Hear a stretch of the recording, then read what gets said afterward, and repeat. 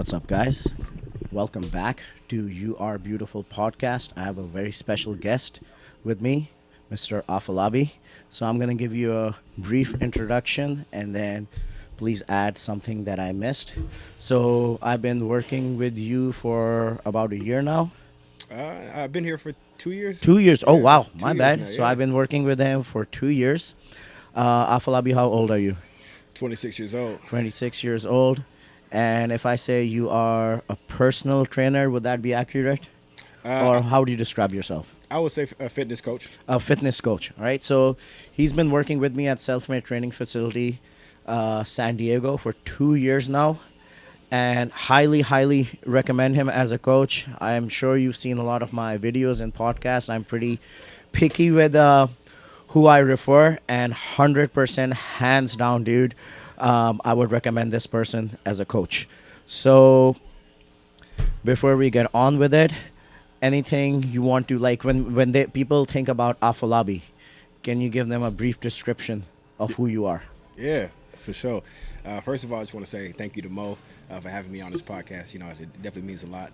This is the first podcast I've ever done, and I'm just happy to be here. So, like Mo stated, my name is Afolabi Adeoti. I am the owner and head coach of Body by Lobby, and I been working out for over a decade now, and I have a love for bodybuilding and building muscle mass. You know, what I do with my clients, what I specialize in is hypertrophy training and building muscle mass. So that would be my focus, and that's what you should think when you think Body by Lobby is trying to put on as much muscle as possible while keeping the fat off. Well, Afolabi, that you are doing 100%. So, how old are you? 26 years old. 26 years old. So, first of all, I want to commend you for doing something successfully, really well, executing it properly at 26 years old, at what I'm doing at 37. So, I think you've been around for about 2 years. I've seen your training. You're in shape. Your clients are seeing really good results. So at your age, compared to you, I was doing jack shit.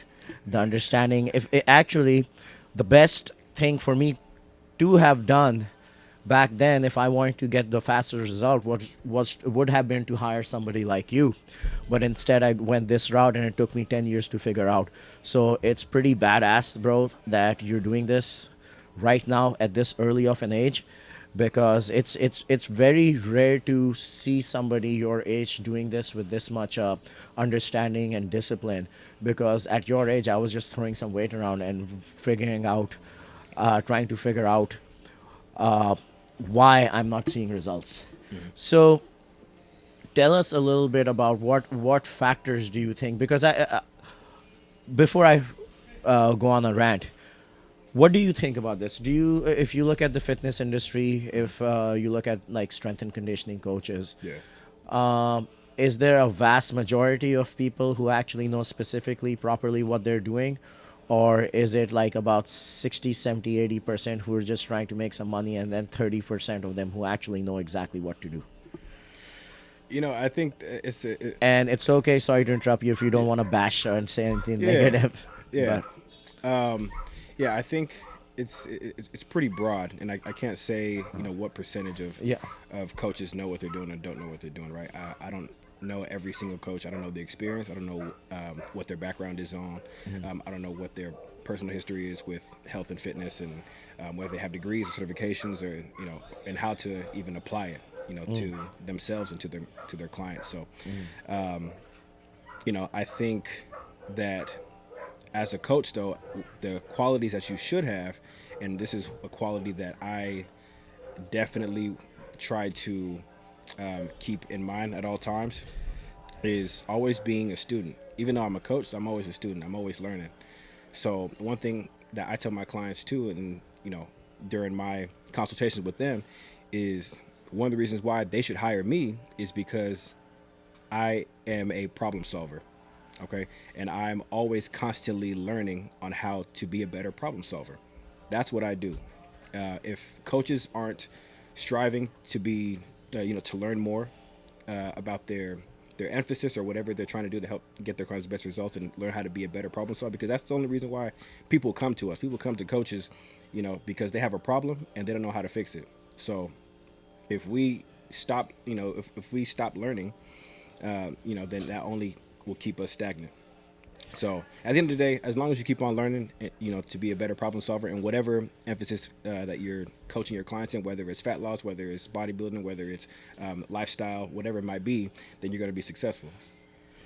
Afolabi, you answered my question without saying anything negative. That was amazing, and I want to really point this out. So seriously, bro, one of the reasons why I have you on here, he is seriously one of the nicest people I've ever met. I've never actually seen any, and we haven't interacted much. We just work together, and we have enough interactions working like 6-7 days a week for me to see that I've seriously never seen this guy in a bad mood, any negativity coming from him. And obviously I'm starting a conversation being negative about how many people in this fitness industry are actually good at their job. But the question really was, how did you end up with such a good understanding at your age? And you answered it really, really well. And it actually tells me about some of the mistakes that I still do, is being too close and attached to your beliefs when it comes to fitness or anything in life. Mm-hmm. So one of the major things that you pointed out was you always questioned something, everything, and you always understood that you're a student. Mm-hmm. And you didn't really get attached to one little concept. And that's why, because you were constantly trying to find better, improved methods, is why you came this far ahead this early. Right. So, yeah, dude. So I want to touch back on the subject that you are really, really, you promote yourself as somebody who is really good and experienced in building muscle, yeah, and burning fat. And obviously you look the part. So just to give people an idea who can't see you, obviously we're going to add your Instagram profile too. Mm. But stats wise, how tall are you? 5'10". 5'10". And how much do you weigh right now? Right now I weigh 203 last time I measured. 203. Yeah. So, and how lean are you? And it could be a ballpark estimate. I mean, estimated right now, I'm probably sitting at maybe a 9 to 10% body fat. 9 to 10%. So you can see all your abs. I've seen them. That's pretty amazing at 210. And let's talk about your bench press. Yeah.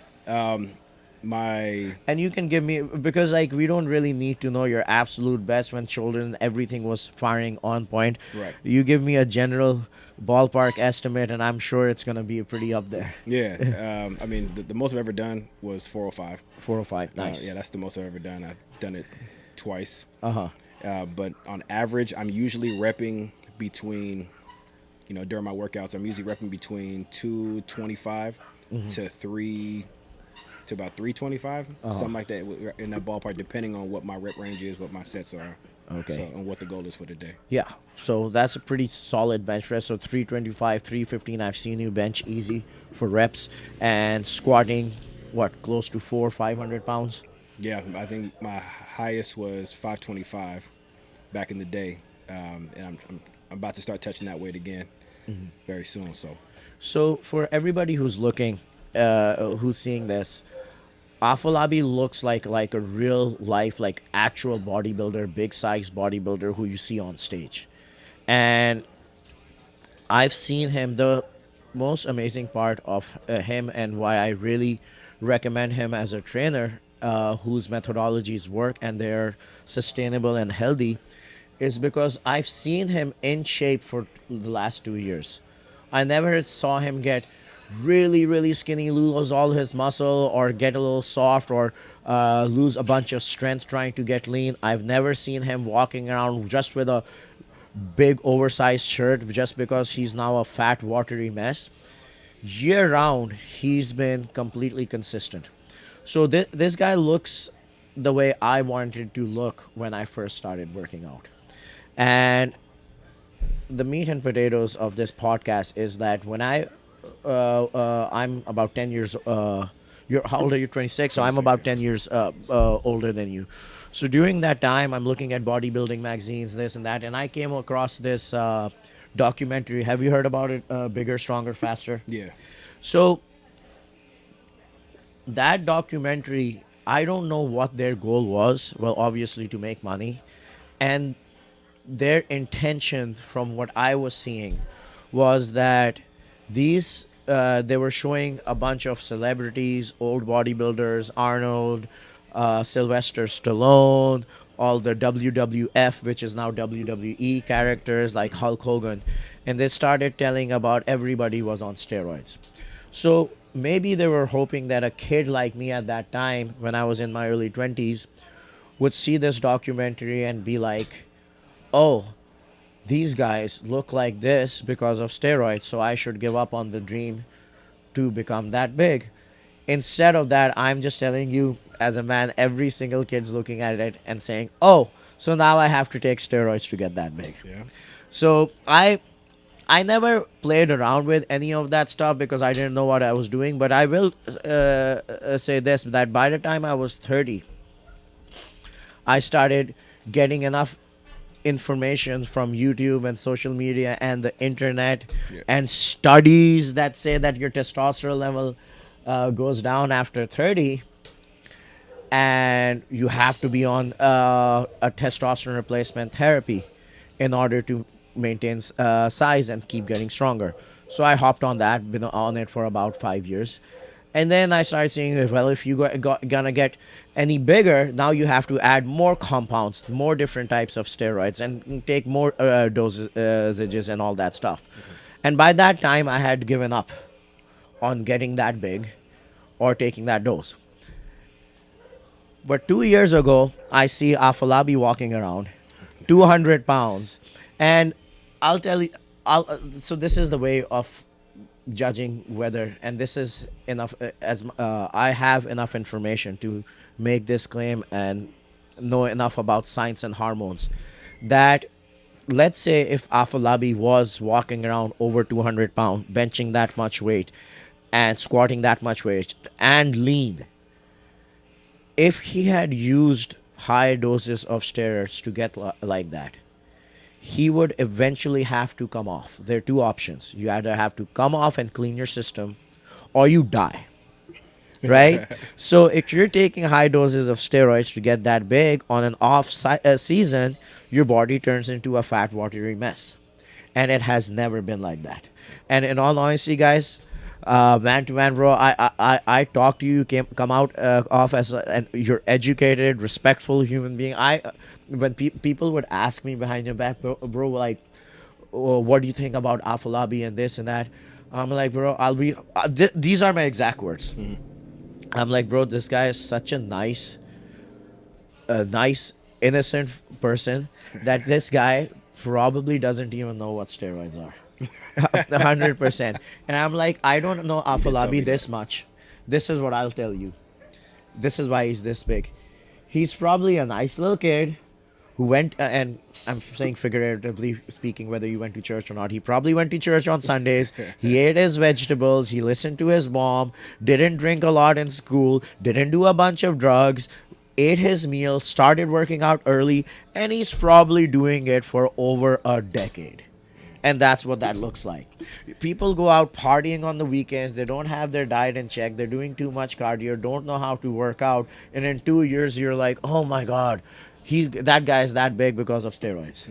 So, just go over your experience with lifting Yeah. briefly. When did you start? Why did you start? Were you an athlete? Yeah. Okay. So just to give you a little background about myself. So, let's see.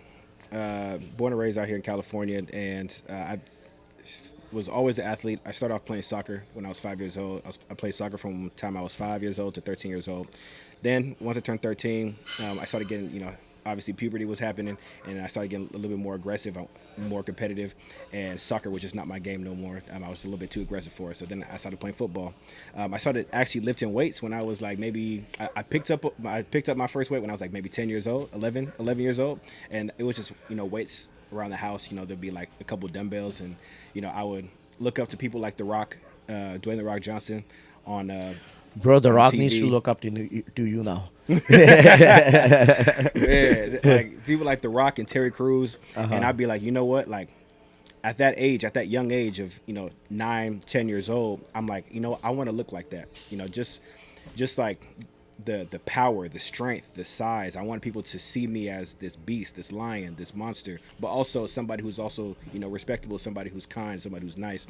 Just like The Rock, just like Terry Crews, I wanted those qualities, and I'm like, I'm gonna have that body. I'm gonna do whatever it takes to have that body. So from like 10 years old, I would just kind of mess around with, there was 8-pound dumbbells. I remember there were 8-pound blue dumbbells at the house, and I would just do as many reps as I could of bicep curls, because that's the only exercise I really knew how to do. So I would just do that at the house, just randomly at different times. I would do, my mom had this hip hop abs videotape that was going viral at the time. Anything you could get your hands on, anything I could do. I'm like, anything that can get yeah, some of the results. because you had some of the skinny guys, back in the day, right? Like, again, around that age, we're starting to hit puberty, so everybody started, the guys were noticing like, oh, I have abs. Like, do you have abs? Like, no, like, I'm like, okay, like I'm gonna get me some abs now. So I was doing hella crunches and planks and all these different things to get abs. So fast forward to I'm 13 years old, going to high school. And all my friends want to play football, and I wasn't really into football like that, but all my friends were doing it, so I'm like, you know what, I could try it. So, and that was when I really started working out. So that was when I really like seriously started working out and actually started realizing my true potential, and I started figuring out like, damn, I'm pretty damn strong. And I fell in love with football at the time, and I fell in love with weightlifting, and I just kept on just trying to get better and better and better. So once I stopped playing football after high school, I was in college. I went to SDSU, and I was like, okay, well, I don't play football no more. So how am I going to get how am I going to get my activity and my exercise in? So I'm like, you know what? Let me just keep on working out and just see how big I can get. Mind you, I did get my degree in kinesiology and pre-physical therapy, but I didn't really know too much about how to program. For in order to get results, I didn't know what things I had to do and what sets and reps and what different tempos and different bodybuilding techniques. I didn't know any of that when I was in high school or when I was in college. I was really just doing it based off of like just little videos I would see on YouTube, bodybuilding.com. And I would just kind of make up my own shit as I go. But I wasn't following no bodybuilders. I wasn't big into bodybuilding at all. I didn't buy anybody's program. I didn't have a coach. I didn't have a trainer. I was just figuring it all out. I was like, okay, you know what? I'm gonna just do 3 to 4 sets of everything that I do, and I'm gonna just split up. I'm gonna just do a bro split. Now that doesn't mean because I was just doing that. half the time I was just guessing, figuring out like, okay, like I just want to get as big as possible. So that's what I'm gonna do. And that doesn't mean that I didn't also run into my own mistakes. I made a lot of mistakes on the way, right? Because I was just guessing. I didn't really know what I was doing. So, for example, I'll give you an example. When I got to college, and I was just like, okay, let me see how big I can get. For the first 4 years, I did 5 years at SDSU. For the first 4 years, I did not hit legs. Not like maybe I maybe hit legs maybe 3 times. Damn. During 4 years. 4 years. Yeah, 4 years at SDSU. At SDSU. I didn't hit legs at all. I did a bro split of chest on Monday, back on Tuesday, shoulders on Wednesday, and then arms on on Thursday, Friday, whatever. So hold on. And When did you graduate? I graduated in 2019. So you grew these legs in like 3 years. Yeah.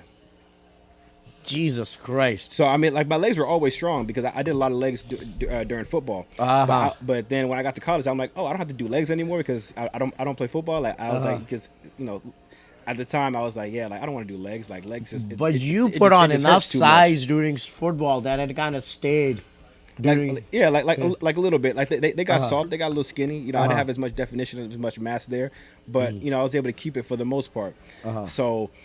And it wasn't until I was like, okay, like my 4th year, I was like, okay, well, yeah, what am I doing? I'm really skipping leg day. So that's when I was like, okay, let me actually fix up my split and actually start doing like a just a better split. So that's when I started transitioning into the into like a chest and back, legs, and then shoulders, arms day, and then repeat. And that's after you graduated? No, that was like my 4th or 5th year. 5th year. At SDSU. So, and that around that time you're what, 22? 22. Yeah.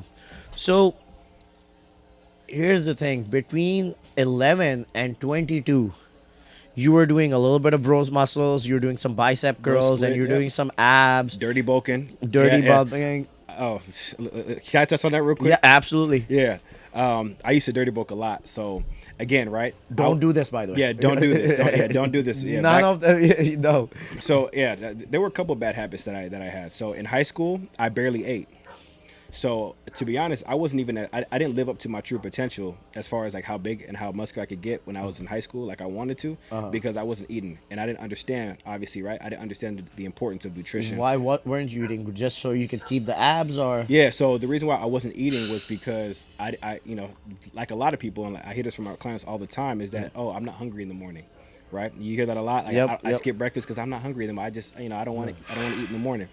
I didn't eat in the morning. So, and then for lunch, I stopped packing lunch, and I would maybe buy lunch at school, but if I didn't, it would be because didn't want to be full during football practice. Right? I didn't want to have anything in my stomach for football practice because it might weigh me down. So then I wouldn't eat. So I'll have like a little snack, like a protein bar or something like that before practice, and then I would have a fat meal for dinner. I would have like maybe 2, 3, plates of food when I get back. Really bad habit. Would never recommend it to anybody. Don't do it. But that was just a bad habit that I was doing when I was in high school. Now, fast forward to when I was in college, I dirty bulked a lot. So dirty bulking is basically when you're doing anything, you're eating anything and everything to gain weight, right? I had this idea of trying to put on so much weight that bro, you just get fat in 5 days. That's all it happens, right? I you mean, just see a gut. Yeah, I mean, I was getting stronger though. Yeah, Like, I was getting, of course. I was getting stronger. I was getting bigger, and you know, I think it did play a part in the amount of muscle mass I was able to put on. Because then once I stopped dirty bulking, then I kind of was like, okay, let me cut down a little bit, and then I was able to see the abs again, and I was able to, you know, still perform well. But yeah, it was like dirty bulking. Like for example, I remember for breakfast I would have like 3 or 4 cinnamon rolls. Oh my god. 5 to 6 strips of bacon, and like a clean gainer protein shake. So we're talking like maybe 1,500 calories in one meal just for breakfast alone. Oh my hella god. sugar, hella fat, hella protein, all at one Good time. thing you were young, bro, and working out, because that's know, like like- calling for diabetes. I was like, hey, like I work out so hard anyways, like it's not gonna affect me that much. So obviously, right, as I did more research and as I went through school and as I continued to get my degree and took my my introduction to nutrition class, I was like, okay, you know what? I'm not going to do that no more. So, Nice, yeah, dude. man. So here's the thing. Sorry, excuse me, bro. I got a little runny nose. Okay. It's off camera.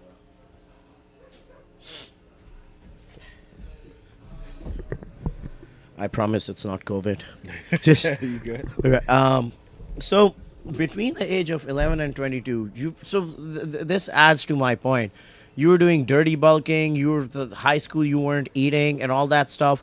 But even then, you put on a massive amount of size, a lot of strength, a lot of definition once you started getting cut up too.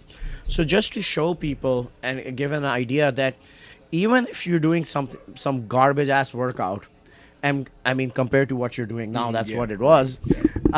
If you do it for a long enough time and with enough discipline, you will see results. For sure. For sure. So people are always looking for the best training program, the best supplement, the best steroid cycle, and this and that. The coach, dude, at the end of the day, nothing that you don't stick to is gonna work. Exactly. Right? And everything, like as us trainers know that doing bicep curls every single day is stupid. But both of us probably did it at some point, some and point, if we did it for a long enough time, my biceps got bigger. Show did. I practiced lat pull downs every single day, and after like a month, I was doing pull ups. Yeah. Now, that's not the best way to go about it, obviously, but the thing is, what people forget is they're always trying to avoid work, right? The first thing, let's say they hire you as a coach and now your stuff is dialed in and you know it's going to be dialed in. The first thing, like let's say in the first 2 or 3 weeks, if nothing happens, the first thing people are trying to think about is the program. Does the program work? Is the supplementation all right? I'm like, no, dude. Like, if you want to really think about how long it takes, there's a guy sitting right here in front of you, told you it took him 10 years to not only figure it out, but to develop the discipline and all that stuff. Right. I mean, the reason why I've gotten to the point that I am right now is just because I didn't stop. You know, ever since I was in high school, I was definitely a little bit more defined and was able to put on a little bit more muscle than my peers. And of course back then too was playing sports. It was like it was almost like a competition. So that was also kind of the driver, was like, oh, okay, like that was also what kept me going. Always going to the gym, whether I knew what I was doing or not, like just continuing to stay consistent. I've been consistent going to the gym for all these years. Like I just never stopped, because I knew in my head, going all the way back to when I was 9-10 years old, like I want to look like that. How can I get like that in the most natural way possible? That was always the thing I was looking at. And one of the reasons why, since we were talking about PEDs, performance enhancing drugs, and steroids, one of the reasons why I never got into that was, one, just learning about the side effects of it and what it can do to your body. I never want to play any part in it. But one of the other big factors for why I never wanted to even touch or be seen in that realm is because ever since I was 13, 14, 15 years old, being in high school, everybody would make jokes, because I would spend so much time working out at that time. Everybody would make jokes that I was on steroids, right? It was the running joke, like, oh, Alpha's on steroids. And I was always the butt of every like type of steroid joke. Oh, really? And even back in the day, it was like, or back when I was in high school, I didn't even really know what steroids looked like. I didn't even know how. I didn't know. You probably still don't, bro. Yeah, and that's a good thing. I do. I mean, obviously, I know what they look like now, but everybody was saying, I'm like, bro, like, what are you talking about? Like, before, I would get so riled up, I would get so offended. I would be like, yo, like, no. Bro, I think it's the biggest compliment they can give to you, bro. Oh yeah, I think it's a compliment now for sure. Yeah. So, bro, and the other thing is, like, so most people, when they get on PEDs or some other stuff like that, is because they see a guy that's bigger than them, more jacked than them, and then he's like tells them what he's on. But that was probably a very rare sight for you to begin with, right? Most of the time when you're going to the gym working out with people, you're the biggest, strongest dude. It was, I mean, I don't know if you ever around a person who like came up to you and he was so far ahead of you that you asked him like, what's the secret, and then he told you that. I mean, I never went up. I would always see people that were bigger than me in the gym all the time, but I wouldn't go up to them and be like, oh, like, what's your secret? Like, in my head, I always believed that I was a bigger guy, even though I knew he was bigger. I was like, okay, like, that's fine. I could get just as big as that, naturally, whether you on something or not. And I'm not going to assume that you're on something just because you're bigger than me. Like, I'm not trying to be like that. But obviously, I can tell. Like, I have a more trained eye where I can tell if somebody's on for the most part. But I wasn't just gonna be like, oh yeah, like what's your secret? Like, if anything, they was coming up to me like, hey, like, you have a really good physique. I could tell you're natural, and just keep it up. I've gotten that from a couple like bodybuilder size guys when I was back in college and high school. So. Afolabi, I'm gonna tell you right now, at this size, you do not look natural. But there's nothing wrong with you. It's just, bro, we just don't see guys like you walking around this big naturally. And I think a lot of that is like, I commend you for that. Your mindset that your brain never first goes to the easy way out. You're just like, okay, cool, I'm gonna get it. Or Terry Crews, The Rock, okay, cool, I'm gonna get it. You're not worried about what they did, what they took, and all that stuff. You're only worried about yourself. Yeah. So, real quick, to talk to you about your training methodology. So you said you were skipping legs all throughout college and all that stuff. Most of college, yeah. So what helped you? Because you were getting educated in kinesiology, but you're still doing that. So what made you or helped you figure out a proper training split? Like, was it a certification? Was it just you looking up YouTube videos, trial and error? So yeah, I was just thinking about this just now. Because sorry to interrupt you again. Like, it was a journey, right? You tried a lot of bullshit to get to where you are, and you would, I would assume you would think like you're in a very, your methodology is a lot better than what you were doing about 2 or 3 years ago, and it's more effective. Yeah. So what education system or what helped you? What pieces of information helped you come towards where you are right now? Yeah. So I would say, so I got certified as a as a personal trainer. I got my personal trainer certification with NASM in 2020. So before that, it was pretty much I just looked up. I just did a little bit more research on hypertrophy training. So I would just watch videos of different different coaches and bodybuilders and just look up different articles about what's the best set and rep range for hypertrophy training, right, building muscle mass. And I would just kind of go off of that. I already knew by then. By college, I already knew a good amount of chest exercises. I just kind of stuck to the basics in the machines. I didn't like to do a lot of free weights back then. I do a lot of free weight stuff now, but I kind of already had an idea of like good chest, back, leg, arm, shoulder workouts already. So and I would just kind of implement them into what I've learned about. Okay, what's a good split or what's a good split to do, and then what's a good set and rep range to do for this goal. And I just kind of ran with that.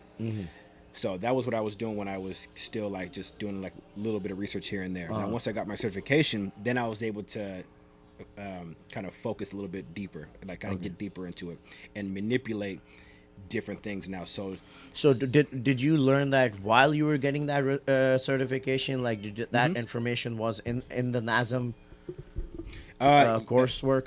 I mean, yes, and then I started learning a little bit more once I actually became a personal trainer and started watching more videos. And then once I got the self-made, working with different coaches like my coach right now, Jonas, just teaching me how you can manipulate your sets and reps with changing the tempo and the different ways you can do progressive overload, different changes in your grip with different exercises to hit different muscle fibers, that kind of thing, right? So all these fine-tuning things I've learned over the years since I've gotten my certification. I mean, the certification is very broad, right? It's not very specific on like bodybuilding and hypertrophy training. So I had to go and seek outside of the certification for that. But it was definitely a good amount of information to give me a good start to when I first started becoming a personal trainer and a coach.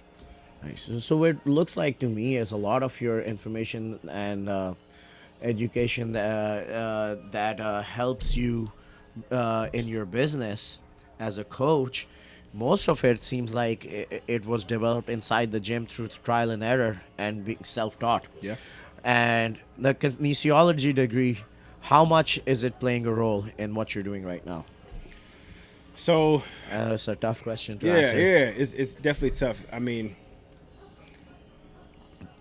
it's cool because I'm still using my degree, right? It was a lot of there's a lot of just other background information that plays a part in what I'm learning or what I'm continuing to learn right now, just about my craft within bodybuilding and hypertrophy training. So different courses like taking nutrition, taking anatomy and physiology, taking exercise physiology, all those different things I can recall now, and it all makes sense because I've all learned that stuff through my degree.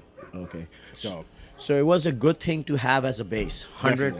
100%. I mean, obviously, going to college, you learn discipline, showing up to class. At least, like at the end of the day, even if you had a sociology degree, somebody can say that you went to school for 4 or 5 whatever years and you accomplished a task and you showed up on time.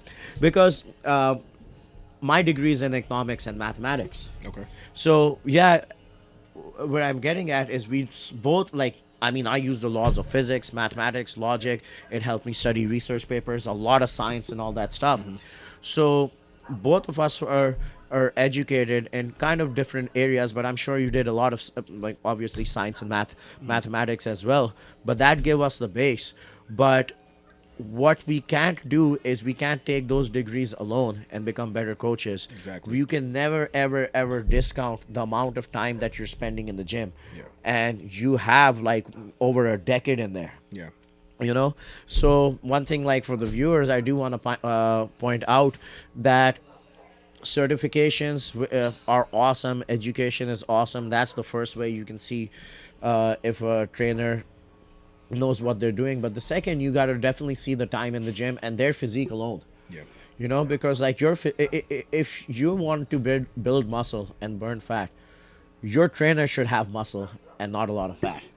You know, like at the end of the day, it doesn't matter if you have 25 certifications, and you're not walking around like a billboard for your own business, Yeah. and you do that really, really, really well. Walking advertisement. Yeah, dude. You got to be.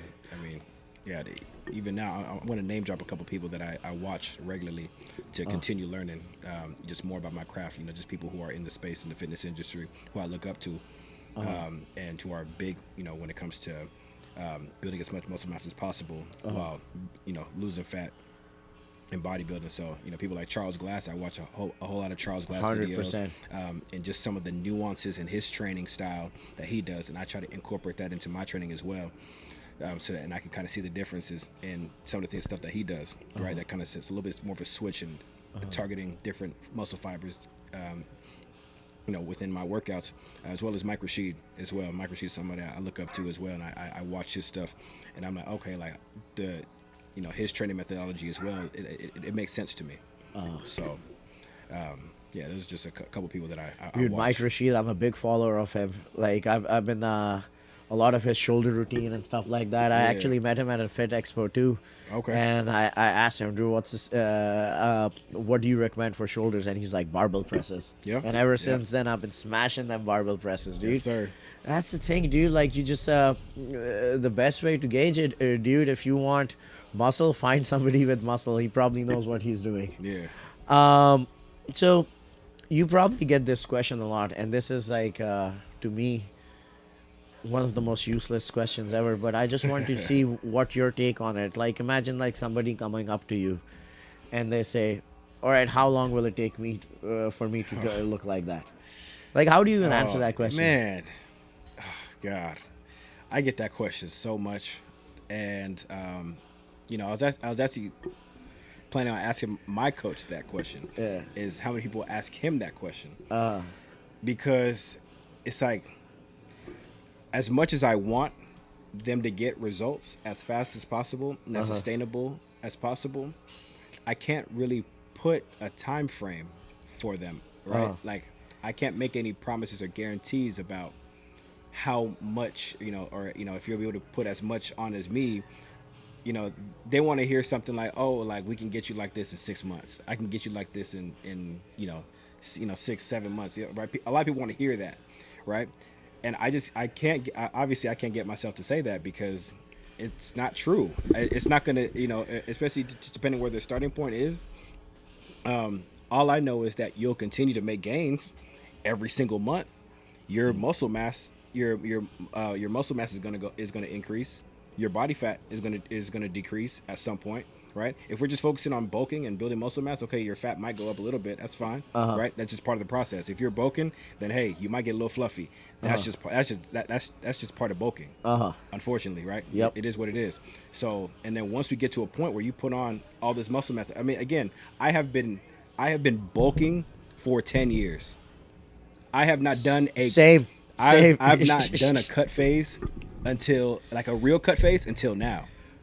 But you Get it stay ready for my leanish body. though. Like so you said you've been bulking for 10 years and I've known you for the last 2. Yeah. Right? I've seen your abs the whole time. Yeah, I've seen your abs the whole time. Bulking does not mean you get fat. exactly, and that's what I try to explain to people is that like it might not look as cut as defined. It also depends on your genetics, on how your abs look beforehand, right, and how thick your abdominal muscles are, right. A lot of that just plays in genetics, and also how often I think also how often you train abs, and doing like in training your abs like as if you did any other muscle group in order to like put more size and muscle and thickness to it. I think also plays a role because I also did a lot of ab training, just throughout the years. And So you have just bigger ab muscles that stick out. yeah, because I did a lot of weighted. That's the thing too, like incorporating weighted ab exercises, training your abs the same way you train any other muscle to be able to add more muscle and thickness to your abs is important, because if you just have flat abs and then you start bulking and then your abs are going to disappear Yep. after a month or so,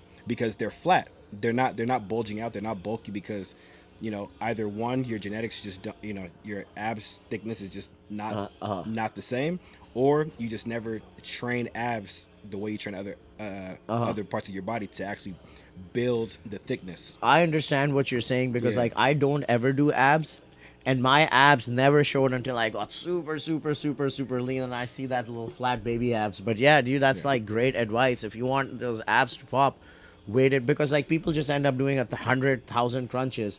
You're not gonna get big pecs just doing a bunch of push-ups. Push. You want to add some weight on the bench press, so do the Right. same thing for abs. Exactly.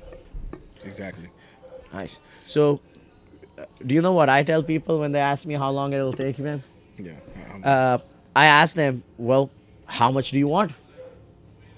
Like I'm like, do you want all of it? All of it? Then well, I've been in the gym for about 20 years, but in those 20 years, I was doing a lot of trial and error. So I've learned a lot of things in those 20 years. And with the money you're gonna pay me, I'm gonna save you time. Right. Yep. I'm gonna save you at least half that time. That's guaranteed. It's not gonna take you 20. It's gonna take you 10. Now, how much less it takes you depends on you. Yep. You gonna Exactly. how many cheat meals are you gonna have? How bad do you want it? How bad do you want it? How fast? Like, How disciplined you gonna be? yeah, Because people, yeah, that's the thing is because if you tell them that it's gonna take them a year, it's gonna take them 2, 3, 4, 10 years, right? Then they're gonna be like, ah man, like I don't know about that. So being able to communicate the vision and laying it out for them and comparing it also to your journey as well, like how long ago I started, right? That's also been kind of helping to relay the message, like, hey, like I didn't get like this overnight. Like this came with discipline, this came with training, this came from trial and error. Like I've been able to do all these things, and now that I have all this information, I know how to do it. It is going to save you time. You'll be able to get it done in half the time, but it's going to take work. It's going to take discipline, right? I will give you'll have your times to treat yourself every now and again, but if you're constantly falling off and you're constantly just trying to only do it based off of your motivation, you're not going nowhere, right? It's at the end of the day, it's all about the discipline. So one thing that I started learning about how to get my clients on board and to stick with it and to retain them and to make sure that they don't fall off is reminding them about why they came to me. Why are you here with me today? Asking me about what I offer with coaching. Why? What brought you here? Right? It's the pretty glamorous, right? The body, the physique, right? The dream body, right? That's all cool. Like they're gonna say that, but I want to know what's really itching at you. What's bugging you? You know what I mean? Like what makes you feel. Like it's the pain points. Those are what's gonna hit harder, right? You might feel disgusting with yourself. You might not like what you see in the mirror. Your partner might not want to touch you. This is just the reality, by the way. So I'm not making digs at nobody. yeah. You're coming to me because you feel uncomfortable with yourself. Or maybe you're single, maybe you're lonely, maybe you can't find the right man, you can't find the right woman, and you're like, why am I not doing this? Or maybe like you're in the military, maybe your job is requires a lot of like physical output, and your body's getting damaged. Yeah. So those are real reasons that just look fitting Just into trying a to look dress. good, Yeah, right? yeah. Exactly, because and you're coming to us. You're coming to coaches because you want to fix that. You want to fix that problem, the way you're feeling about yourself, Exactly. right? That's what's going to hit harder because you don't want to feel that way no more, right? So if that's what you can always remember in your head, like I'm like, even though you might not feel motivated to go to the gym today, it's like, nah, like I need to go because I don't want to feel like I felt, when this happened, or when somebody called me this, or when I looked in the mirror and it just wasn't what I thought I saw, right? Dude, this is such a great point that you're making, and this is why I call this podcast "You Are Beautiful" podcast, because I tell people I want to send out the message that you are a beautiful human being, a beautiful person, whether you gain 20 pounds or you lose 20 pounds. No I matter tell all what. my clients, you are beautiful the moment you walk in. Exactly. If gaining 5 or 10 pounds is gonna make other people love you more or less, just get rid of them right now. Yeah. You're amazing, but the goal is healthier and happier. Yep. So, yeah, if people spend 6 months with us and all they've changed is their physique, nothing has improved in their lifestyle, mindset. They're not happier people. They're just more stressed out because they're doing more work and counting calories. Yeah. That's a net loss. Yeah. I wouldn't spend 6 months doing anything that only changes your physique. And I guarantee people this, that by the time you build muscle and burn fat, all the other stuff in your life is going to improve as well. Because what do Yep. you have to do to build muscle and burn fat? If you're drinking alcohol, you have to drink a little bit less. If you're Yep. hanging out with idiots or people who have a negative influence to you, in your life, you will have to hang out with them a little bit less. Yep. If you're sleeping like crap, you have to sleep a little bit more.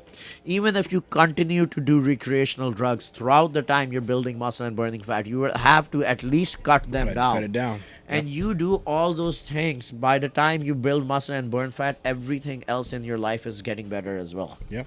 And that's pretty awesome coming from you, bro, because like most a lot of the posts that I see on social media, people working out, they're only like want to like change their physique, but you sending out the message that there's more to it.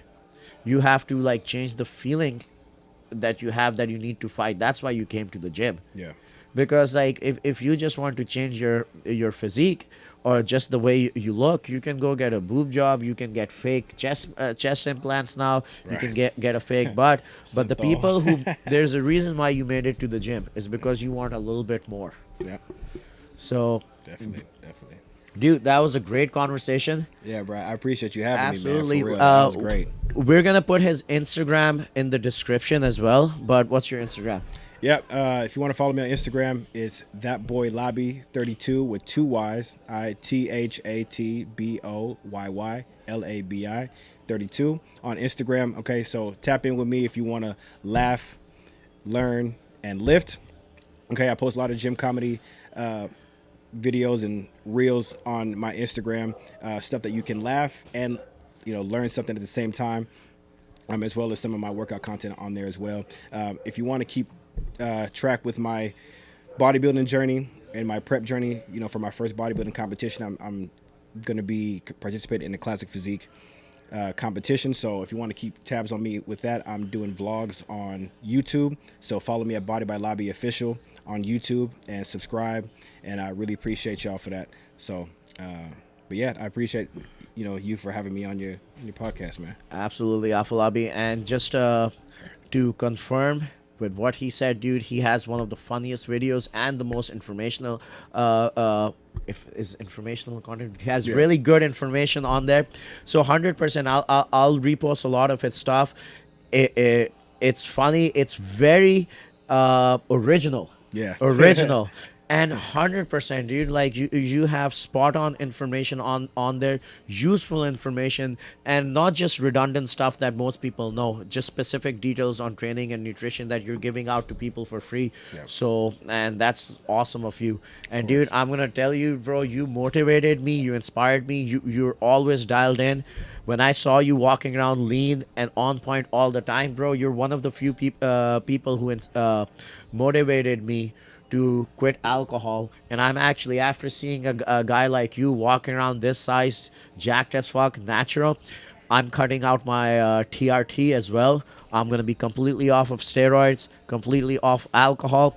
And to show people, dude, like, it's not about the drugs, it's not about that perfect program, it's about this guy had discipline, consistently went to the gym for over 10 years, watched his diet, didn't fucking drink too much alcohol, didn't indulge in recreational drugs, and that's what you're seeing in front of you. Everybody is going looking for an easy way out.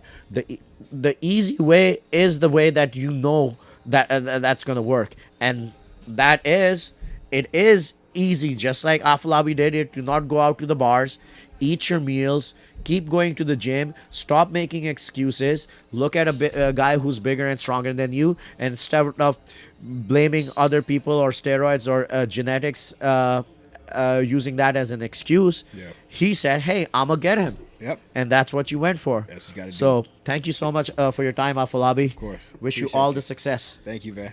All right.